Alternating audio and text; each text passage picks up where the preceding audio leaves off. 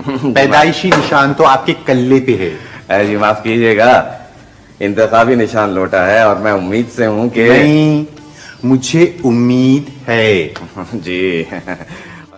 एक चेहरा जो कभी हंसी बनकर आया, कभी वक़ार, कभी दर्द और फिर अचानक वक्त की ओट में छुप गया। आज हम याद कर रहे हैं पीटीवी के सुनहरे दौर के एक सुनहरे अदाकार को, सलीम नासिर। आप देख रहे हैं झरोका टीवी, जहां हम करते हैं पुरानी यादों का सफर। ये वो जमाना था जब ड्रामे सिर्फ तफरी नहीं थे, वो घरों की महफिल होते थे। सादा स्क्रीन, मजबूत कहानियां और किरदार जो हकीकत के करीब होते थे। इसी सुनहरे दौर में एक अदाकार उभरा जिसके चेहरे पर संजीदगी भी सजती थी और मजाक भी। 15 नवंबर 1944 नागपुर में पैदा होने वाला सैयद शेर खान तकसीम के बाद पाकिस्तान आया और कराची उसकी शनाख्त बन गया। किसी को अंदाजा न था कि ये शख्स आगे चलकर पाकिस्तान टेलीविजन की तारीख का लाजमी हिस्सा बन जाएगा। ये थे सलीम नासिर। हाथ दिखाती हूँ, दरअसल मैं इन बातों पे बिलीव नहीं करती। बिलीव नहीं करती? कमाल है कि बचपन में तो तुम मुझसे फरमाइशें कर करके जंतरियां मंगवाया करती थी। जंतरी नहीं, अच्छा मैडम। सलीम नासिर का फन्नी सफर रेडियो पाकिस्तान से शुरू हुआ।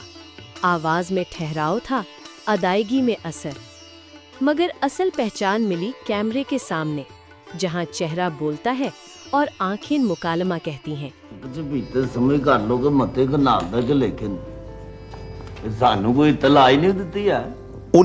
वो किरदार को इतना हकीकी अंदाज में अदा करते कि वो खुद ही किरदार बन जाते थे। वो अदाकार नहीं लगते थे। हर नया ड्रामा एक नया चेहरा, एक नई शख्सियत। मुझे बताइए आपको असल में तकलीफ क्या है? ट्यूमर। जरा जबान निकालिए और निकालिए। हाँ, ऊपर उठाइए। कोई दर्द वगैरह? होता है जब खाना खाता हूँ तो। अच्छा, ये खाना खाने के बाद दर्द होता है। डायरेक्ट कैसे हुआ? सूजन भी महसूस होती है। सूजन? हाँ।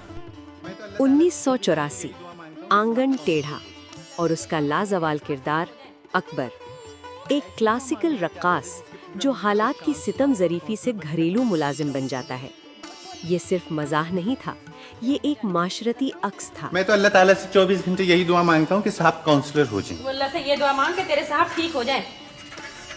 ऐसी दुआ मांगने का क्या फायदा जिसके पूरा होने का कोई चांस ना हो? काउंसलर बनने का कम से कम कोई चांस तो है। तू बहुत बोलने लगा। तो कहती न जाने किसकी नजर लग गई तेरे साहब को। अकीके के दिन लगी होगी, गंजी होगी शायद पे।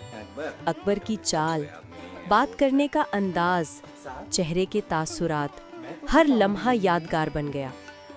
सलीम नासिर ने इस किरदार को इस तरह अदा किया कि ये उनकी पहचान बन गया।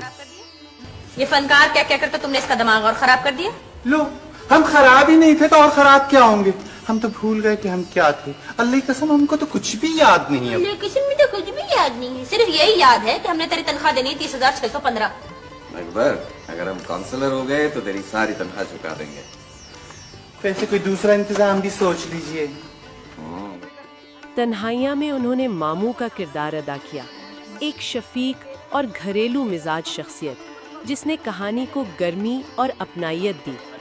हल्के फुल्के अंदाज का एक शोख सा अंदाज, ये किरदार उनके नर्म लहजे और पुरअसर मौजूदगी की खूबसूरत मिसाल था। घर में एक हसीन लड़की रहने के लिए आई थी, हैं? और हम छत पे जाया करते थे उसको ताड़ने के लिए, छुप छुप के अलग अलग देखा करते थे उसको, हैं? तुम्हें याद है? और कबूतरों को दाना डालने के बहाने हम रोज चले जाते थे, सुबह सुबह चले जाते थे। याद है तुम्हें? जो बहुत खूबसूरत हुआ करती थी। क्या अदाएं थी जालिम की। और वो गाना भी बहुत अच्छा गाया करती थी। और हम दोनों पकड़े गए थे दूरबीन समेत। और जब वो जूते पड़े। मगर सलीम नासिर सिर्फ मज़ाहिया अदाकार नहीं थे।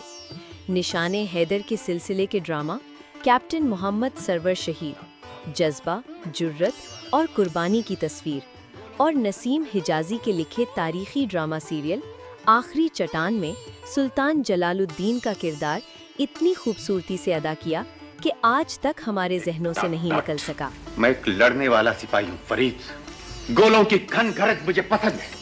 जब यूनिट यहाँ से गुजरा था तो मेरा जी चाहता था कि सब गलत फैसले कौमों को ले डूबते हैं।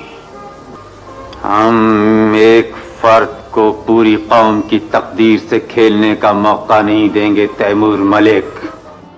हर किरदार में आवाज बदल जाती, चाल ढाल बदल जाती, हत्ता कि आंखों की जबान भी बदल जाती। वो खुद को हर किरदार में ढाल लेते।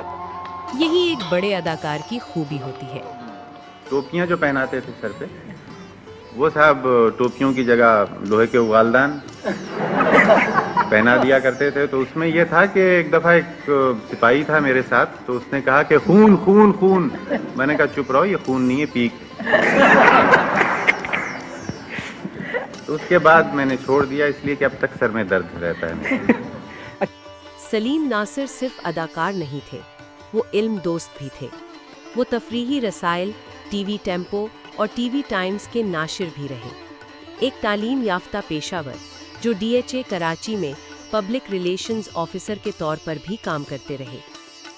पश्तून खानदान से ताल्लुक था, पश्तो ज़बान पर उबूर रखते थे, मगर उर्दू पर ऐसी गिरफ्त कि बहुत से लोग हैरान रह जाते।